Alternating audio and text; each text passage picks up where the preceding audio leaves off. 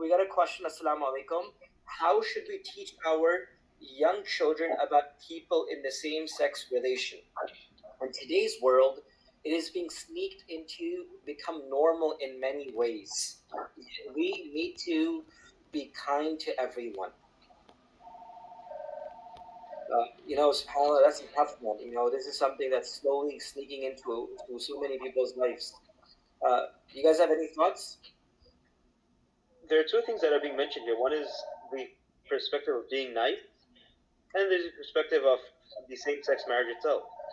Islam does not prohibit us from being nice to anyone. You meet someone that's a sinful person, we treat them with love, respect, and honor, as we treat any normal person. The problem we face is where they come and they try forcing their thing down our throat. That's where we have to take a stand. But if we meet a person on the street that's homosexual, we're not going to treat him any differently than we treat any other Muslim. He's committing a sin, someone else is committing a different sin. So we won't differentiate how we treat them unless our stand and our viewpoints are being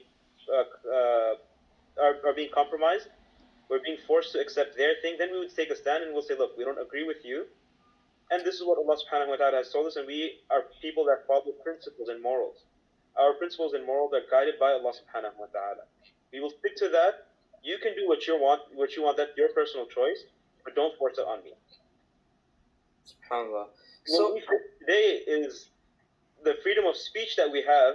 They have the right to speak for their behavior, but when we speak up for that, then we're told, okay, no, you're being this, you're being that. But what happens to freedom of speech there? Right. So, Mufti, I think the concept of, disliking the sin but not the sinner, I guess, maybe plays that role in that sense. But I guess going back to the point is that, the principles of our faith are something that remains the same, right? Principles of our deen don't change with time. And I think that's very important to lay down that foundational principles in the life of our children. So when the question comes is, how should we teach our young children about people in the same-sex relationship? I think it's very important for parents to have a sense of communication and a line of communication from a very early time where they feel comfortable enough to speak to us. Yes, there is a hijab. Yes, there is a sense of, haya and modesty between parents. But there has to be a sense of communication where they feel comfortable enough to talk about it, right? And I think more than ever now, subhanAllah, from the tragedy that we have seen a few days ago in Texas, may Allah protect us all, I think it's so important for parents to seek warnings and signs and communicate, which the Quran tells us so beautifully, right? Luqman the wise, how he's communicating with this young child from a very early age. Sometimes we say, oh no, they are too young to talk about this, but these kids are learning far more things in school than we can ever expect. So I think there has to be a set guideline of communication. And with that, I think as a community, we need to do larger things. Sometimes it may not come very, easy to a parent, but may come to a teacher or a mentor that is able to teach them, talk to them, that become a mean. So I think, creating that environment for our children is very, very important. And I feel, and I'm not sure if you guys also feel this, but the cartoons that we used to watch at our time had no things that have signs and symbols now. I'm not sure if I ever told you the story. Sorry, guys, I talk a lot, so forgive me. I remember a few years ago, I was sitting in a masjid. A young child walked up to me while his dad was sitting next to me. He was 8 years old, third grader. He came to me. I still remember that child's face. I know his dad very close. He's a good friend of mine. This kid came to me and he said, Mufti Farhan, I got a question. I said, sure, why not? Ask. He asked me, is dating halal in Islam, right?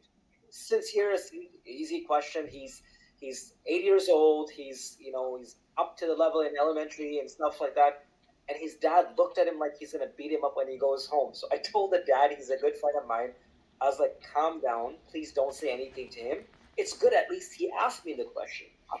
I asked the kid, I said, Beta, what is dating? His question did not scare me at all or confuse me because I knew this question comes. People ask weird stuff in that. That was not even a shock to me. The bigger shock, Mufti, was the next question that I asked him in his reply. I asked him, Beta, what is the definition of dating? What is dating? That you ask him if it's halal or haram. So the little kid told me, Mufti Farhan, dating is when two individuals want to spend some quality time together. When two individuals. I was like, what? Did you just say two individuals? Like in our times, if someone was to ask me in my elementary school what dating is, I would like a boy and a girl want to hang out, right? More or less to an effect.